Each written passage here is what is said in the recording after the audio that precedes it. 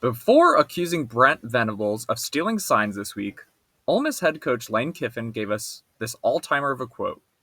When asked about Oklahoma, he said, and I'm quoting here, that he doesn't see Oklahoma as a rivalry, and that the two programs have nothing in common. Some Sooner fans were upset with the remarks, thinking he was taking a jab at the Sooners for the matchup. But looking at the data, I came to a different conclusion. Lane Kiffin is 100% absolutely correct. We have nothing in common. And today I'm going to use the data to prove why he's right. The gap between these two programs isn't just a gap, it's a canyon. So buckle up. This is a complete statistical deep dive of why Oklahoma and Ole Miss exist on completely different planes. But before we go further, if you liked fact-filled Sooner content, please like, subscribe, and hit the notification bell. And leave your score prediction in the comments below. The closest prediction will get a shout out on a video next week. Welcome to Sooner Stats, your home for Oklahoma Sooners coverage. Before we get into the weeds, let's just look at a high-level head-to-head comparison of these two programs. In this first table from the historical analysis, it pretty much tells the whole story in roughly 30 seconds. Let's just walk through this, shall we? Looking at claimed national titles, Oklahoma has the advantage at 7, while Ole Miss is at 3. We'll come back to this one because the definition of claimed is where this really gets good. Looking at consensus national titles, these are the real ones. The AP, UPI, BSS, or the CFP, the ones everybody agrees on. Oklahoma has 7, while Ole Miss has 0. Looking at conference championships, this is not a typo. Oklahoma has 50, Ole Miss has 6. All-time winning percentage, OU sits at .723, one of the best in history, while Ole Miss is at .553. Weeks in the AP poll, a measure of sustained generation-spanning relevance, Oklahoma is at 913 weeks, while Ole Miss is at 358. Weeks at AP number 1, this is one of my favorite. Oklahoma has spent 101 weeks as the number 1 team in the country. Ole Miss has spent 5 weeks total. Heisman Trophy winners, Oklahoma has advantage at 7, while Ole Miss is at 0. Consensus All-Americans, OU 82, Ole Miss 14. First round NFL picks, OU 51, Ole Miss 25. So you see what I mean? When Lane Kiffin says we have nothing in common, he's just reading his own stat sheet. The numbers are screaming it. But this summary doesn't even do the gap justice. Let's dig into the most important metrics of all, championships. The ultimate goal is winning a national title. It's what separates the great from the immortal. Oklahoma claims 7, Ole Miss claims 3. But as I said, the nature of these claims is what really matters. Oklahoma's 7 titles are all consensus crowns. That means they were awarded by the AP, the UPI, Coaches Poll, or the BCS, the undisputed gold standard arbiters of the sport. 1950, 1955, 1956, the Bud Wilkinson dynasty, including the 47-game winning streak, undisputed AP and UPI champs. 1974, 1975, the Barry Switzer Wishbone era, back-to-back titles. 1985, Switzer's team beat number 1 Penn State in the Orange Bowl to vault to the top of both final polls. And in 2000, Bob Stoops' perfect 13-0 season, beating Florida State in the BCS National Championship game. These are legitimate, earned, and universally recognized.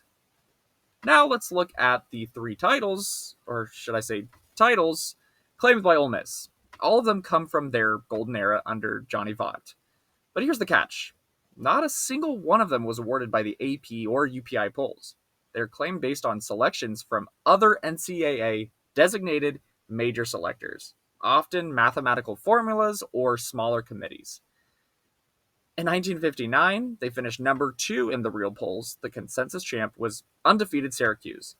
In 1962, they had a perfect season and finished number 3 in both major polls, behind undefeated consensus champion USC.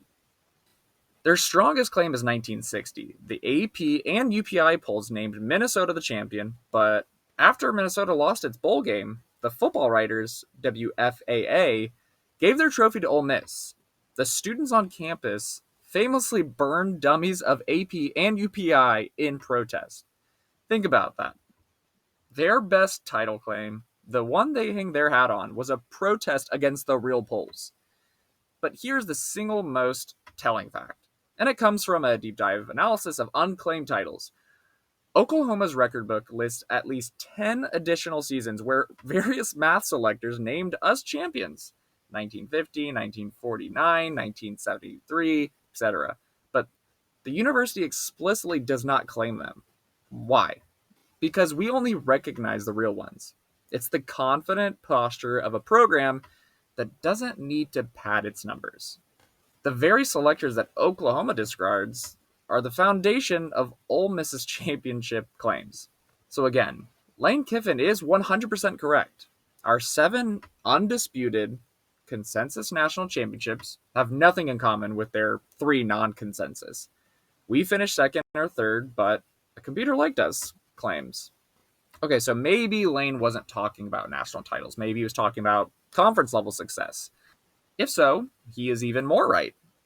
Oklahoma has amassed 50 conference championships. 50. This isn't one hot streak, it's institutionalized excellence. We dominated the Big Seven, winning every single title from 1948 to 1959. We were kings of the Big Eight under Wilkinson and Switzer. We dominated the Big 12, capturing 14 crowns, including 6 in a row from 2015 through 2020. Our 50 titles are spread across legendary coaches: Benny Owen, Bud Wilkinson, Barry Switzer, Bob Stoops. It proves the program is the standard of winning. Now, Ole Miss. They claim 6 SEC championships, and every single one of them was won by one man. You guessed him, Johnny Vaught, between 1947 and 1963. You know what that means? Ole Miss has not won a conference championship in over 60 years. Let me say that again. They have not won the SEC since 1963. Since the SEC split into divisions in 1992, that's over 30 years ago, the Ole Miss Rebels have never once even appeared in the SEC championship game. Not one time. So, Lane, you are absolutely right. Our 50 conference titles, won across the century, have nothing in common with your 6 titles, all of which were won before the Beatles first played on Ed Sullivan. One program is a dynasty, the other had a dynasty coach. This is why Kiffin's comments are so accurate. It's not just a statistical gap, it's a difference in classification. We are simply not in the same club.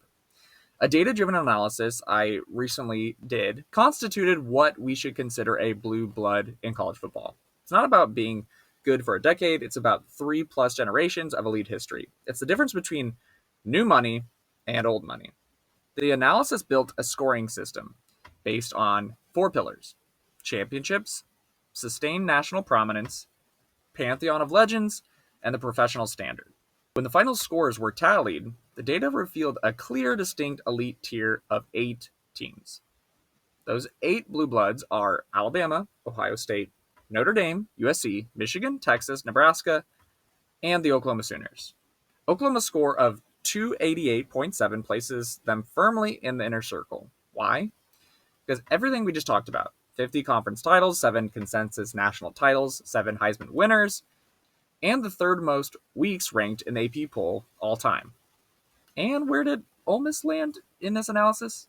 Well, they weren't in the top 8. They weren't in the new blood tier with Georgia or LSU. They weren't even in the fallen monarch tier with Tennessee. They didn't even make the 16-team table. In fact, they were actually ranked at 22. This analysis confirms it. Oklahoma is a true foundational blue blood that has shaped the history of the sport. Ole Miss is a respected regional program. We have nothing in common. So let's look at the stats that build the blue blood score in every single category. The story is the same. The AP poll is the historical record of national relevance. Total weeks in AP poll: Oklahoma, 913, 3rd most all time. Ole Miss, 358. Final top 10 finishes: Oklahoma 44, Ole Miss 13. Final top 5 finishes: Oklahoma 33, Ole Miss 4. Weeks at number 1: Oklahoma 101, 3rd most in history. Ole Miss 5. Next, the pantheon of legends. Great programs are defined by legendary players. Oklahoma is currently sitting at 7 Heisman Trophy winners: Billy Vessels, Steve Owens, Billy Sims, Jason White, Sam Bradford, Baker Mayfield, Kyler Murray, We are quarterback U, the only school with back-to-back winners at the same position. Ole Miss has 0. Their most famous player, Eli Manning, finished 3rd. But it goes deeper. Consensus All-Americans, Oklahoma 82, Ole Miss 14. Walter Camp Award, Oklahoma 5, Ole Miss 0. Outland Trophy, Oklahoma 5, Ole Miss 0. Lane, you're right again. 7 Heisman Trophy winners have nothing in common with your 0. Or our 82 consensus All-Americans have nothing in common with your 14. Finally, let's take a look at what you do for players after they leave. Total NFL draft picks. Oklahoma has over 419, ranking 4th most all time. Ole Miss has over 312, a respectable number, but first round NFL draft picks, this is the measure of elite talent. Oklahoma 51, Ole Miss 25. Number 1 overall picks, the ultimate prize. Ole Miss has produced 1, Eli Manning in 2004. Oklahoma has produced 5, tied for the most of any program in history. Leroy Selman, Billy Sims, Sam Bradford, Baker Mayfield, and Kyler Murray. We're the only school in history to have back-to-back number 1 overall QBs. Now, credit where it's due. Ole Miss has a very impressive modern transfer portal to the draft strategy. In 2025, they had a school record 8 players drafted, and all of them were transfers. That's a great strategy, but it's not a legacy. So for the last time, Lane, you're right. Our 5 number 1 overall picks and 51 first rounders have nothing in common with your number 1 pick and 25 first rounders. So let's review. Lane, in a moment of either dismissal or sheer honesty, said Oklahoma and Ole Miss have nothing in common. And the data proves conclusively that he's correct. We aren't peers, we aren't equivalents, we're not rivals. We are a foundational historical blue blood empire that has defined excellence for a century. They are a proud regional program with a single potent golden era that ended 60 years ago, and a charismatic coach who is doing a great job in the modern portal era. And that's fine, but it's not the same. They're not in our class. But does any of this matter going into Saturday? Not really. This isn't just a game, it's a clash of titans. Both teams are sitting at 6-1, but they're coming into this game from opposite directions. Oklahoma is flying high after a dominant 26-7 road win over South Carolina, where their defense looked absolutely ferocious. Ole Miss, they're trying to bounce back from their first loss of the season, a heartbreaking 43-35 loss to Georgia where they were shut out 17-0 in the fourth quarter. This game is a classic unstoppable force versus immovable object. Through 7 games, the Rebels boast the 8th ranked total offense in the FBS, averaging an explosive 491.9 yards per game. Their aerial attack is similarly potent, also ranking 8th nationally with an average 304.1 passing yards per contest. While the Ole Miss offense garners headlines for its explosive production, the Oklahoma defense under Brent Venables has quietly assembled a season that is not merely good, but statistically transcendent.